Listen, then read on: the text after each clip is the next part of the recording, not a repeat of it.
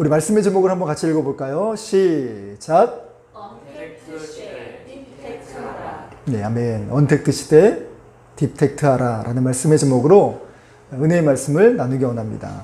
좀 말씀이 오늘은 좀 글로벌하죠. 좀 이렇게 아메리칸 식인데 좀 어려울 수 있어요. 근데 이게 정말 말씀을 끝나고 나면 그렇구나 라는 생각이 들 수밖에 없는 설교입니다. 그래서 이 설교의 제목을 붙일 수밖에 없는 내막이 있습니다. 코로나 시대로 인해서 언택트 시대가 열렸다라고 말을 합니다. 그럼 언택트에 대한 소개를 간단하게 한다면 부정의 접두어입니다. 그래서 뭐가 부정이냐? 텍트라는 말은 컨택트 하다입니다. 컨택트 하다는 것은 만나다, 접촉하다 라는 뜻이에요. 그럼 언컨택트라는 뜻은 무엇이냐면 접촉하지 않는다, 만나지 않는다, 대면하지 않는다라는 뜻이죠.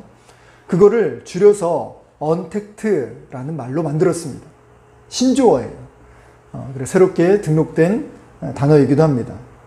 놀랍게도 이 언택트라는 단어가 코로나 시대로 만들어진 단어라고 생각했는데 말씀을 준비하면서 찾아보니까 그렇진 않더라고요.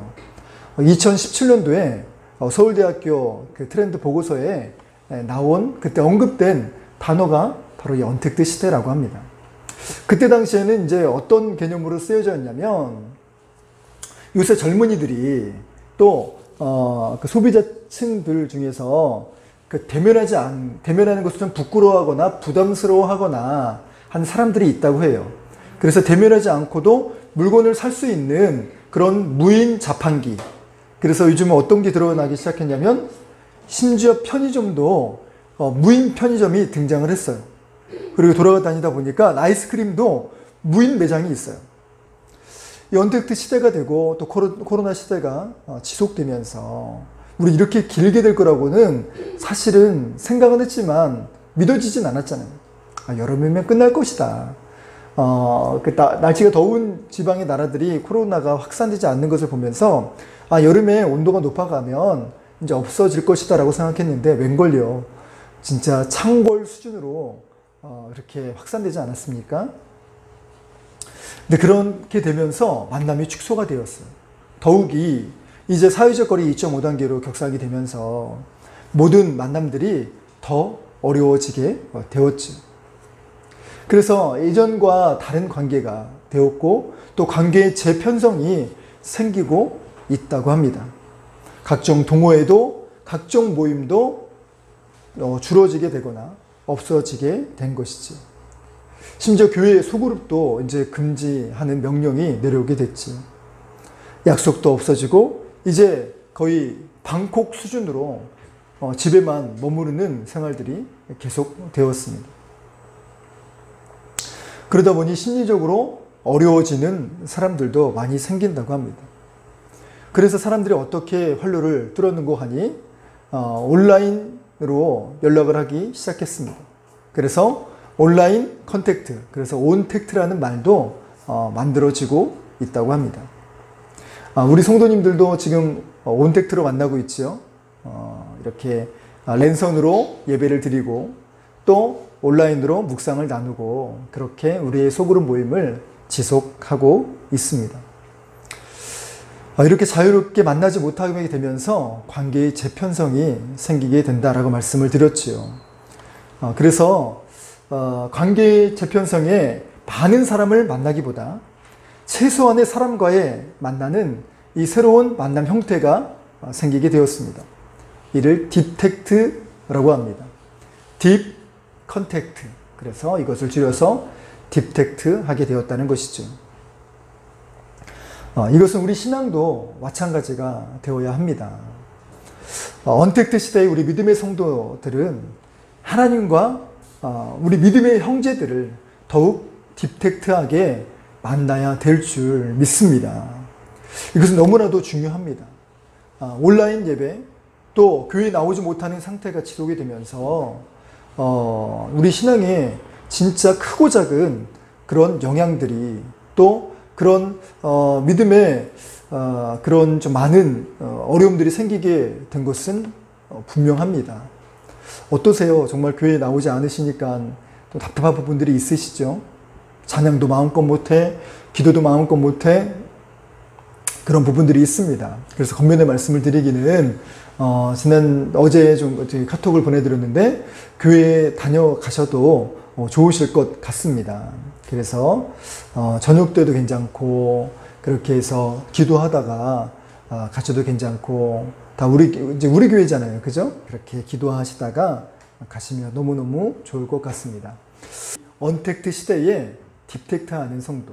그래서 말씀으로 더욱 깊이 하나님을 만나고 또 이럴수록 더욱더 주님만 바라보고 정말 동행하는 그 삶이 될 때에 우리의 신앙이 이전과 다를 바 없는 그런 신앙의 삶으로 더 정말 만지시는 하나님의 위로와 소망의 시간들이 되시기를 주 예수 그리스도의 이름으로 간절히 축원합니다. 자, 이제 오늘 본문의 말씀을 살펴볼 텐데요. 요한일서는 요한 사도가 글을 썼습니다. 요한이 이 서신을 썼을 때의 시대적 배경은 바로 로마로 인해서 박해를 받았던 시대였고 또 서기 90년에서 95년 사이였다고 합니다. 이때는요, 모든 사도가 순교를 하거나 이미 죽고 이 땅에는 없는 시대였어요. 유일하게 남은 사도 한 사람이 바로 요한이었습니다. 로마의 박해로 참 힘든 시기였음에도 불구하고 이때 내부적으로 교회를 가장 힘들게 했던 것은 무엇이냐? 바로 영지주의였습니다. 외부의 적이 아니라 내부의 적 때문에 교회가 아주 심란했고 아주 큰 어려움을 당하게 되었다는 것이죠. 그럼 이 영지주의가 무엇이냐라는 것은 그 핵심은 영은 좋은 것이요 육은 나쁜 것이다 라는 이원론적인 생각입니다. 그래서 예수님도 사실은 영으로 오셨다 라고 표현하는 것이죠. 예수님의 육은 더럽다고 생각하는 것입니다. 그래서 예수님은 영으로 오셨고 그 육은 아니다. 또 육의 그 모습은 잘못되었다. 이런 식으로 표현을 하는 것입니다. 그래서 예수님의 신성은 강조는 하지만 예수님의 육신은 그야말로 잘못된 것이라고 이야기하는 이 사실 때문에 성육신이 많이 잘못되어졌고 또 이것이 어떤 영향으로 미치게 되냐면 예수님은 우리와 달라, 예수님은 우리 고통을 몰라 라고 하는 그 부분들까지도 생겨나게 되었던 것이죠. 우리의 신앙이 참으로 위로를 받고 힘이 되는 것은 무엇이냐면 예수님도 질고를 지셨다는 거예요. 예수님도 똑같이 아프기도 하셨고 예수님도 배고픔을 겪어보시기도 하셨으며 예수님도 똑같이 감기도 걸리시는 또 주변에 많은 사람들을 잃는 그런 경험들도 하면서 이런 걸로 참 많이 아프셨겠구나. 그 부분들을 생각하면서 위로를 받지 않습니까? 그래서 이 성육신은 너무나도 중요한 것이고 또 이 성육신하는 것은 하나님의 계획이기도 합니다. 그래서 기독교 교리 내에 있어서 매우 중요한 것인데 이거를 그야말로 통째로 흔드는 그런 사건들이 바로 영지주의 사건이시죠. 오늘날에도 이런 잘못된 교리로 혼탁하게 하는 사람들이 있습니다. 누구입니까? 바로 사랑제일교회와 그리고 정광훈 목사 그 분들입니다. 일부 극보수 기독단체들도 여기에 포함되어 있죠. 이것은 너무나도 중요합니다. 물론 개인적인 성향과 신념, 정치적인 그런 사상 때문에 개인적으로는 이렇게 이야기할 수 있어요.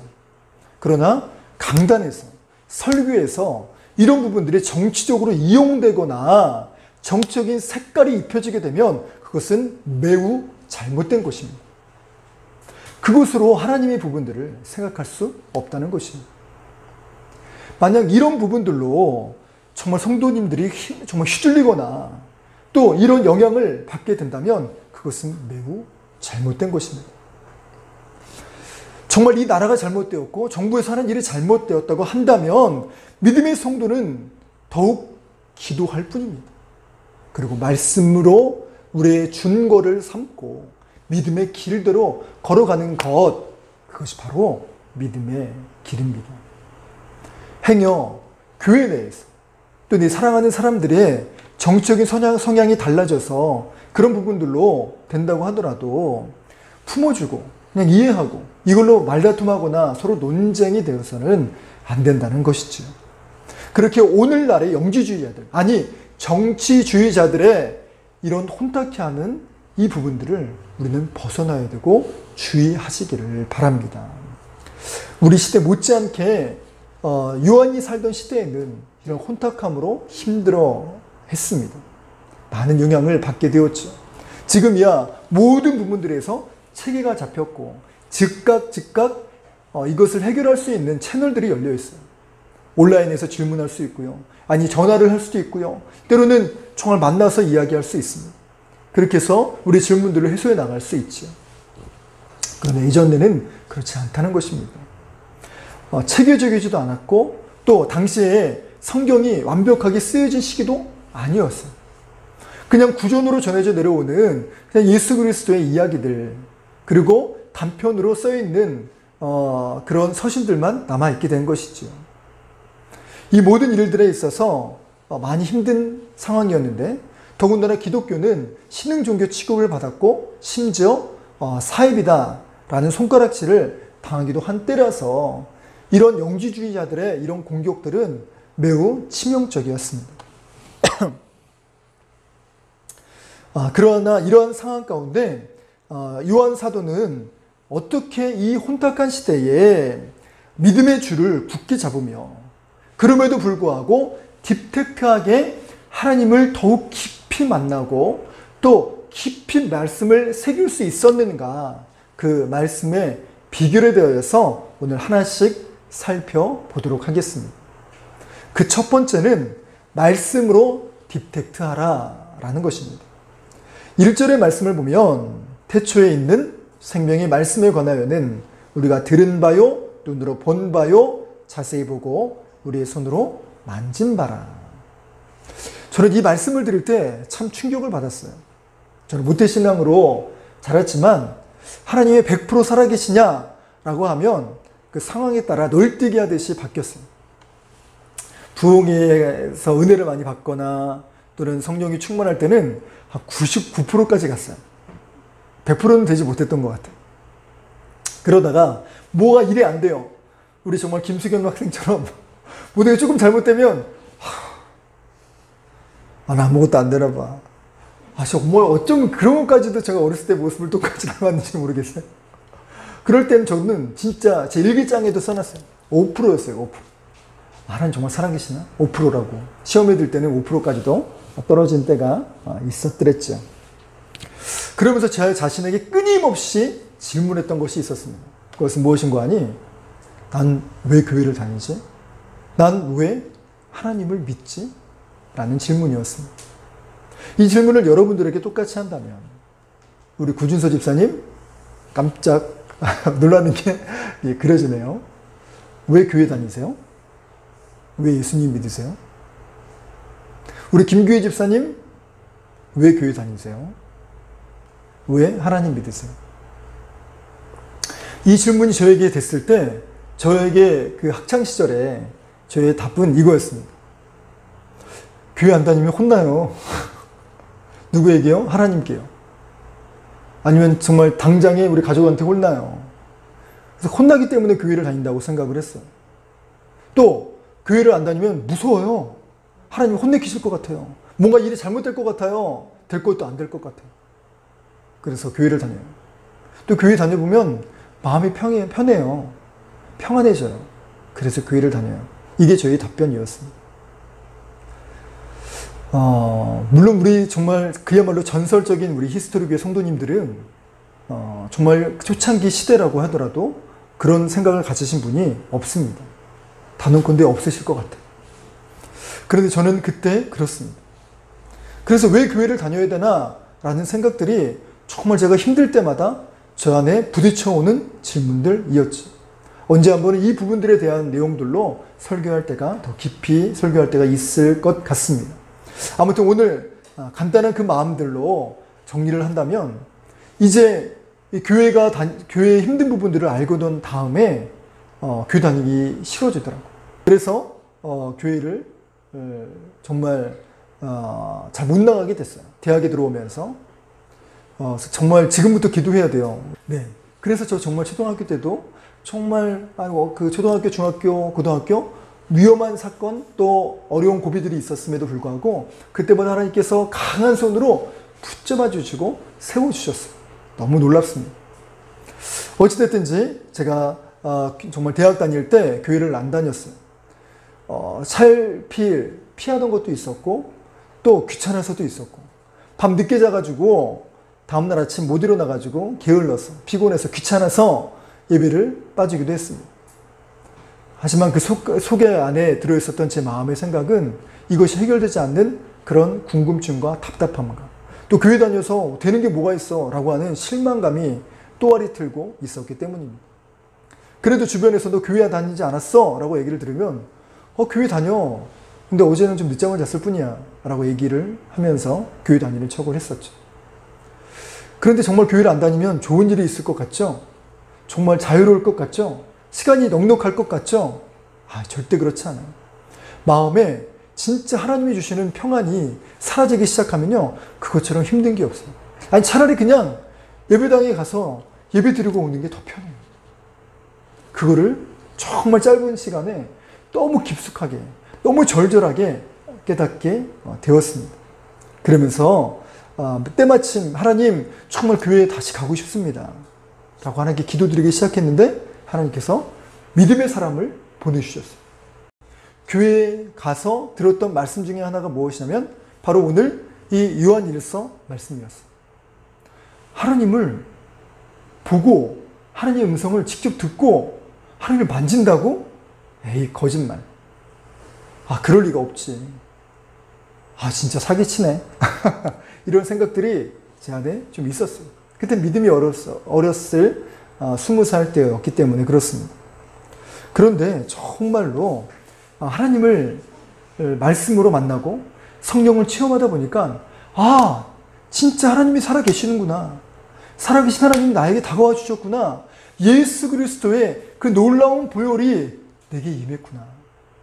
이를 하나님을 만났다고 표현하더라고요. 정말로 하나님은 진짜 만진바된 것 같고 진짜 하나님 육성을 들은바된 것 같고 또 하나님을 직접 대면하여 본 것 같은 그런 놀라운 사건이 제 안에 이루어지게 된 것입니다. 물론 요한은 직접 예수님을 보기도 하고 만지기도 하고 같이 거닐기도 하고 식사까지 같이 먹었던 사람입니다. 그럼에도 불구하고 그러면 나는 예수님을 보았다라고 얘기해야 되는데 우리들은 이걸 충청도식으로 하면 우덜은 예수님을 같이 만나시오 이렇게 표현할 수 있다는 겁니다. 왜 요한은 이렇게 표현했을까? 예수 그리스도는 돌아가신 게 아니라 정말 이 땅에 안 계신 게 아니라 정말 그 하늘로 승천하셨지만 우리와 함께 하신다는 것입니다. 이것은 마치 어머니가 돌아가시면서 나는 지금 이 땅에 없지만 언제나 네 마음속에 살아있어 이런 드라마처럼 영화처럼 이렇게 하는 예수님이 아니에요.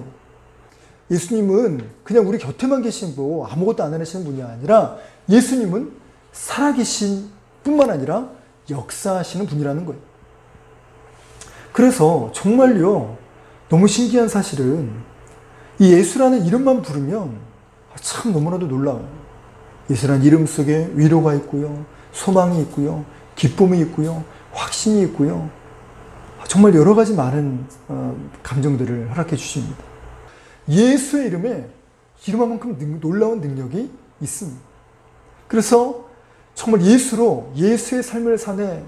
이 찬양이 지난 한 주간 많이 고백되어진 찬양입니다.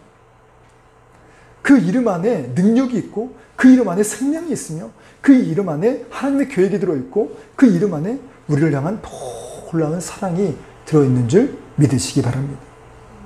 그래서 이 예수님을 우리도 이 시대에 정말 보이지 않아도 본 것 같고 만져지지 않아도 만진 것 같고 또 그분의 음성을 들을 수가 있다는 것입니다. 본문 1절의 말씀을 보면 태초에 있는 생명의 말씀이 있다고 얘기를 하고 있습니다. 이 말씀은 예수님을 상징합니다. 요한복음 1장 1절의 말씀에서도 태초에 말씀에 계시니라, 이 말씀은 곧 예수 그리스도니라라고 되어져 있습니다. 예수님을 상징하는 것이 바로 태초의 말씀이요 생명의 말씀을 이야기합니다. 이 예수님을 부르짖을 때마다 예수님은 다가오세요. 사도 베드로가 물에 빠졌을 때 예수님이라고 부르지 않아도 주님이 달려오셨던 것처럼, 그 시대만이 아니라 지금도 동일하게 주님을 찾고 부르짖으면 주님을 만날 수가 있다는 것입니다. 그래서 예레미야서 29장 12절에서 13절의 말씀을 보면 이렇게 기록합니다. 너희가 내게 부르짖으며 내게 와서 기도하면 내가 너희들의 기도를 들을 것이요, 너희가 온 마음으로 나를 찾으면, 나를 구하면 나를 찾을 것이요 나를 만나리라. 할렐루야. 주님을 찾는 자에게, 주님의 임재를 간절히 사모하는 자에게 주님은 친히 임재해 주실 뿐만 아니라 주님의 능력으로 주님의 사랑을 보여주십니다. 혹시 아직도 예수님이 계실까? 라고 궁금해 하시는 분들, 또 나도 예수님의 도우심을 입을 수 있을까? 주님이 날 도와주실 수 있을까? 라고 근심하며 걱정하는 분들이 계십니까? 예수 그리스도를 만나보세요. 그리고 예수 그리스도를 찾아보세요. 그분이 여러분을 찾아가실 것이고, 여러분들의 삶 가운데 깊숙이 들어가셔서 만지시고 고치시고 회복시키시니 응답해 주실 줄로 믿습니다. 이 코로나 시대에 우리가 정말 딥데크하게 만나야 될 분은 바로 예수 그리스도입니다.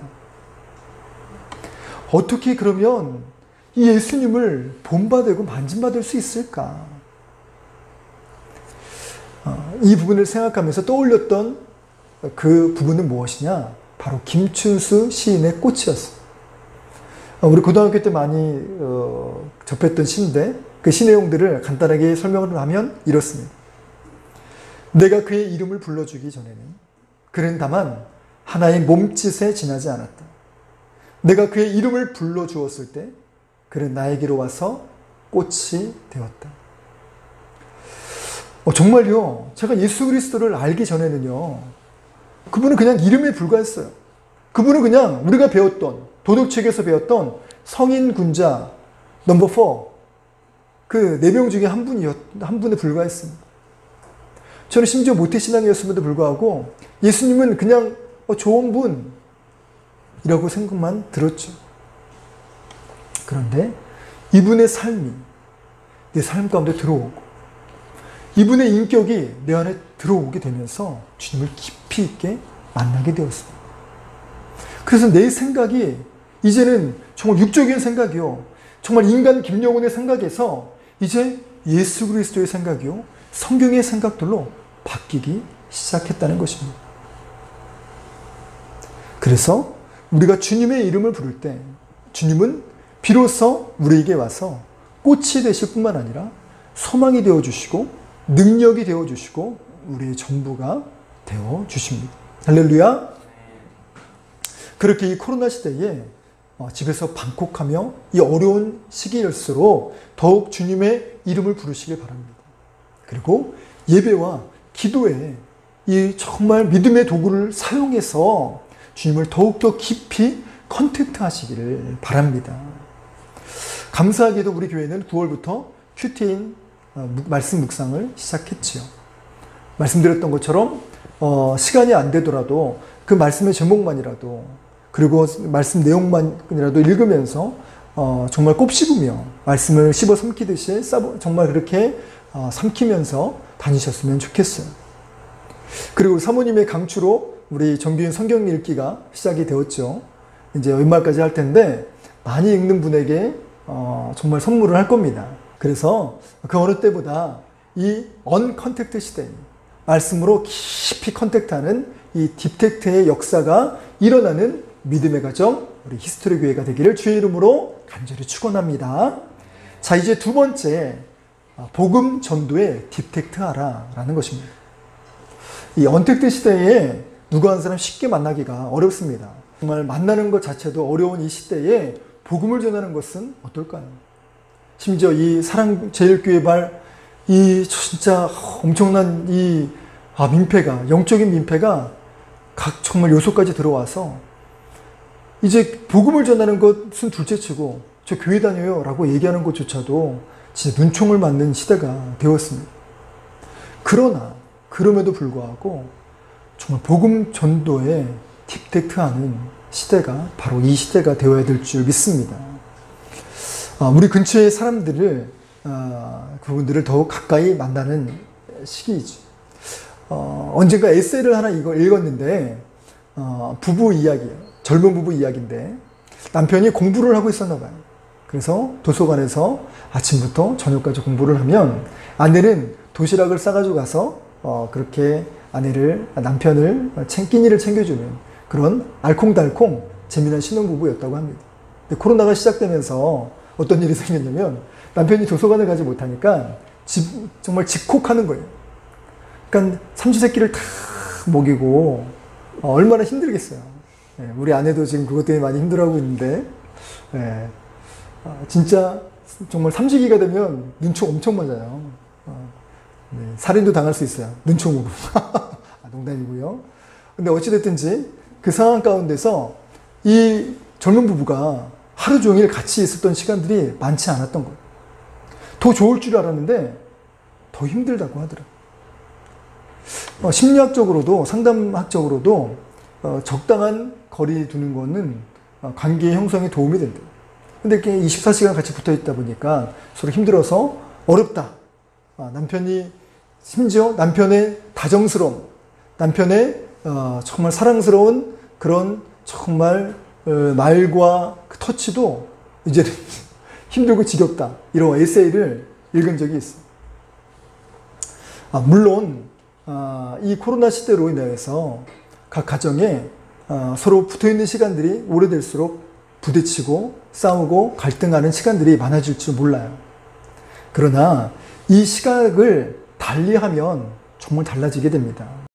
집에서 제가 전업주부로 그래서 취업을 한 적이 있어요. 전업주부, 김주부 이렇게 김주부로 취업한 때가 있었는데 그때에 진짜 24시간 아이들을 돌보고 했었죠. 처음에는 그 시간들을 어떻게 쓸지 몰라서 너무 힘들었던 것 같아요. 내가 여기 그냥 있어도 되는 거 맞나? 그리고 내가 진짜 돈도 안 벌고 이렇게 하는 게 과연 맞을까? 그땐 다리도 다쳤고 또 온몸에도 다쳤기 때문에 돌볼 수밖에 없는 제가 그렇게 할 수밖에 없는 시간들이 됐어요. 처음에 너무너무 갑갑했어요. 너무너무 견딜 수가 없었어요. 그런데 생각을 바꿔먹기 시작했습니다. 하나님께서 주신 것은 나쁜 것이 없으실진데 이렇게 정말 그야말로 쉬게 하시는 때가 있을 거다라는 그런 하나님의 믿음의 계획을 신뢰했죠. 그래서 가정에 최선을 다하기 시작했습니다. 근데 너무나도 놀랍게 그 시기가 정말로 우리 아이들에겐 아빠의 자리가 필요한 시기였던 것 같아요. 늘 아빠가 부목사로 진짜 교회에 가면 아무 시간도 없었고 또 수료목 할 때에도 시간이 집에서 보낼 시간들이 없었기 때문에 아이들과 함께하는 시간들은 물론 화학교회에 있을 때 그 시간들이 너무 값져요. 그래서 그때 아이들과 함께 같이 지내고 시골에서 있고 그 시간들을 통하여 아이들에게는 정말 좋은 믿음의 터전이 됐어요. 그 토양이 됐고 그 결과로 정말 우리 온겸이가 좋은 믿음의 성과를 보이기도 했고 또 지식적인 성과도 많이 보았습니다. 반대로 또 그 3개월 동안 물론 그 3개월이 딱 3개월이 아니라 그 기간쯤 물론 지금도 포함되고 있는데 아빠와 함께 보내는 시간들로 인해서 아이들에게는 정말 아빠의 빈자리가 많이 채워지게 됐어요. 그리고 아빠의 역할들이 있습니다. 정말 사회적인 규칙을 가르쳐주고 또 할 수 있는 여력을 주고 아이들이 할 수 있는 많은 부분들을 제가 하게 되었더라고요. 정말 신기한 게 그때 제가 아이들 운동도 많이 시켰거든요. 그때 아이들이 제일 많이 키가 컸어요. 하나님께서 이 기간들을 주시면 정말 이 기간들이 필요하구나 라는 생각이 듭니다. 이 언택트 시대에 집콕할 수밖에 없는 시간, 가족들과 많이 만나는 시간일 수밖에 없다면 이 시간들을 통하여 하나님이 주신 믿음의 시간들로 선용하시길 바라요. 더욱더 가족과 가까워지는 시간이 됐으면 좋겠고, 가족과 더욱더 나눔이 깊어지는 시간이 되었으면 좋겠고, 더욱더 자녀들을 위하여서 더욱더 많이 나누고 또 대화하고 또 힘을 쏟는 시간들이 된다면 달라지게 될 줄로 믿습니다. 마찬가지입니다. 우리 직장 생활하는 사람들과 정말 한정된 사람들로 계속해서 만나게 되면 때론 부담스러울 수 있죠. 때론 힘들 수 있습니다. 자꾸 부딪히니까요. 예전보다 더 만나니까요. 그러나 그 가운데 오늘 들었던 말씀처럼 복음으로 그 사람들과 만나기 원해요.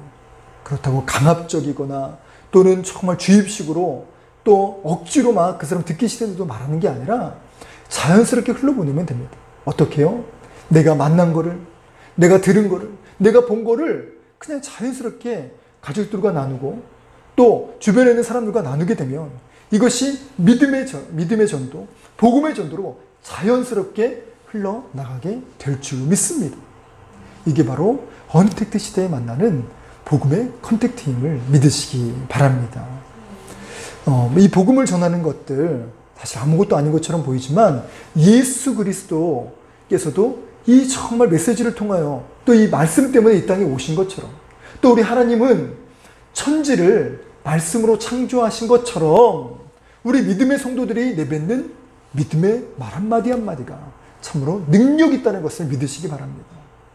때로는 아무 표시도 안 나는 것처럼 보이고 또 그 사람이 듣지 않는 것처럼 보이지만 우리가 전했던 한마디, 우리가 정말 건넸던 이 미소 하나하나가 그들에게는 좀 다르게 각인되어지게 됩니다. 어제는 저희 1층에 있는 사장님과 대화하는 시간을 가졌어요. 한 20-30분 정도 짧지도 또 그렇게 길지도 않은 그런 대화를 했습니다. 그렇게 정말 그야말로 주차 문제 때문에 약간의 그런 서로의 좀 껄끄러운 부분들도 있었지만 그것을 풀기 위해서라도 사장님과 만나서 대화를 했어요. 알고 보니까 그 사장님 대단하신 분이더라고요. 야, 진짜 열심히 사시고 그리고 앞날을 많이 보면서 준비하며 사시는구나 라는 생각을 갖게 되었어요. 그러면서 자연스럽게 믿음을 흘려보냈죠. 복음의 내용들을 흘려보냈습니다. 교회 나오세요, 예수님 믿으세요 라고 말은 한마디도 들어있지 않았지만 그렇게 예수 그리스도의 흔적들을 흘려보냈습니다. 이게 바로 믿음의 사람 또 이 언택트 시대에 복음으로 딥텍트하는 그런 방법임을 믿으시기 바랍니다. 가까이 만납니까? 더 자주 만납니까? 그거를 부담의 시간들로 사용하는 것이 아니라 더욱더 주님을 향한 믿음의 만남이요 또 복음을 흘려보낼 수 있는 전도의 장으로 그렇게 키워나가시는 우리 믿음의 성도님들 되시기를 소망합니다.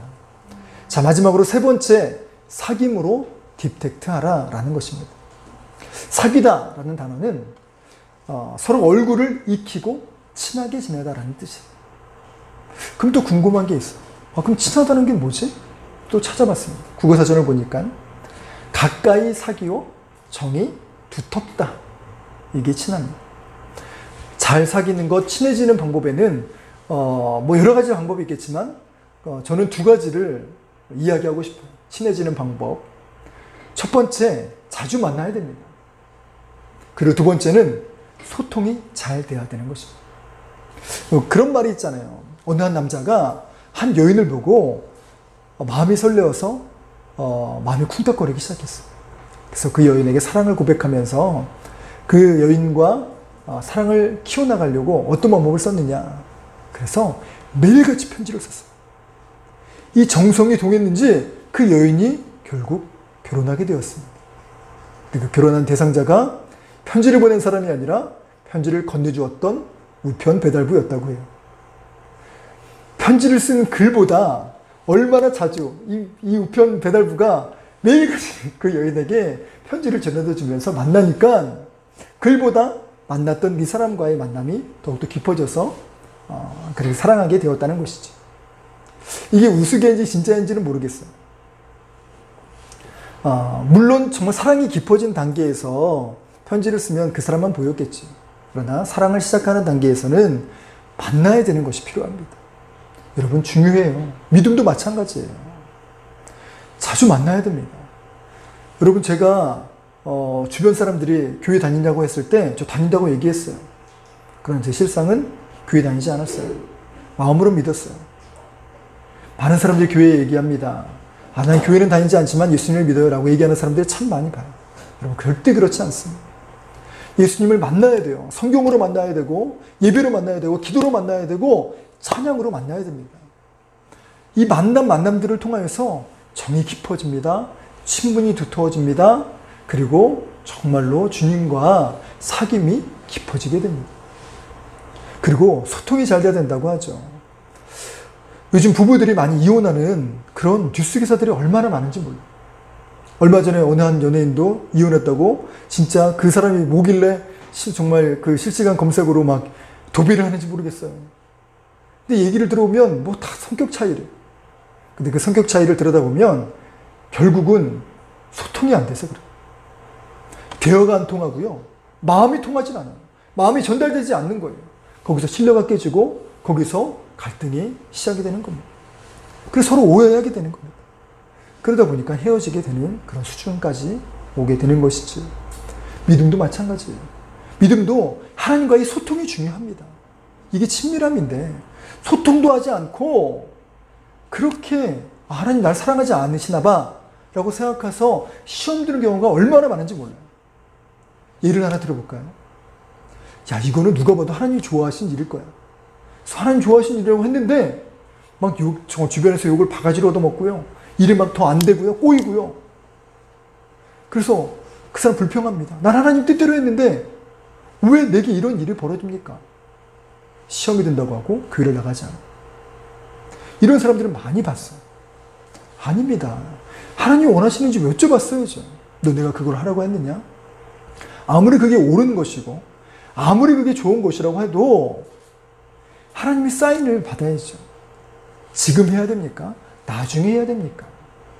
이런 소통함을 통하여서 하나님을 깊이 있게 알아가게 되고 하나님 주신 사인, 그래 좋아 지금 이 사인을 받고 움직이면 정말로 잘 됩니다.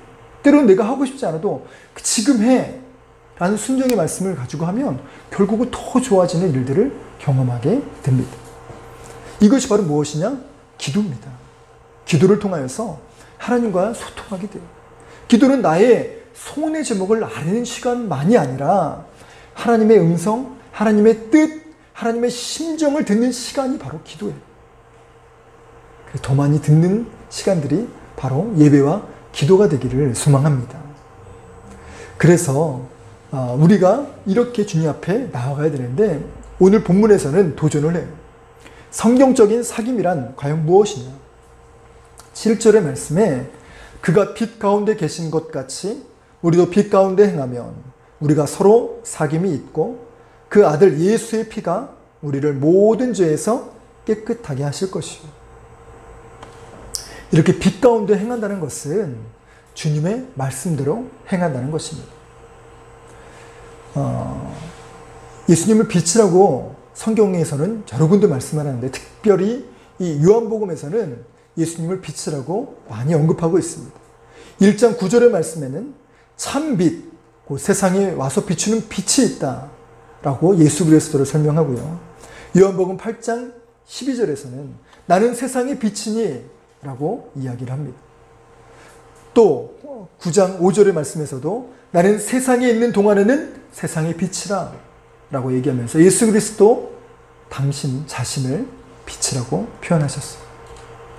여러분, 빛 가운데 행하라고 오늘 요한 1서에서는 이야기하고 있는데 예수님 안에 행하는 것, 주님과 동행하는 것, 주님의 말씀대로 살아가는 것, 이것이 바로 예수 그리스도와 사귐이 있는 삶이 된다는 것입니다.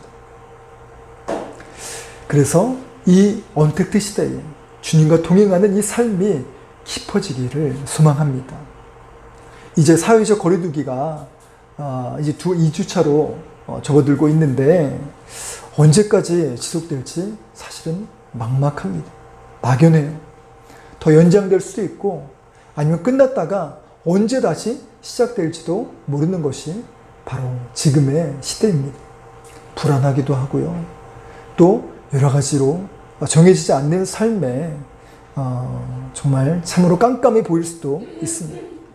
그러나 이럴 때일수록 또 비대면 예배를 드릴수록 우리 신앙의 모습들은 더욱더 주님과 깊이 있게 만나는 삶이 지속되기를 원합니다. 주님의 음성에 더욱 귀 기울이고 예배에, 찬양에, 기도에 마음을 쏟으시기를 원합니다. 더 집중하지 아니하면, 더 쏟지 아니하면 정말 비대면 예배는 어려운 부분들이 있습니다. 그러나 정말 단언컨대 이 어려운 상황 가운데도 정말 주님께 집중하게 되면 정말 더 큰 은혜와 더 큰 위로와 더 큰 능력으로 저희와 함께 하여 주실 줄로 믿습니다.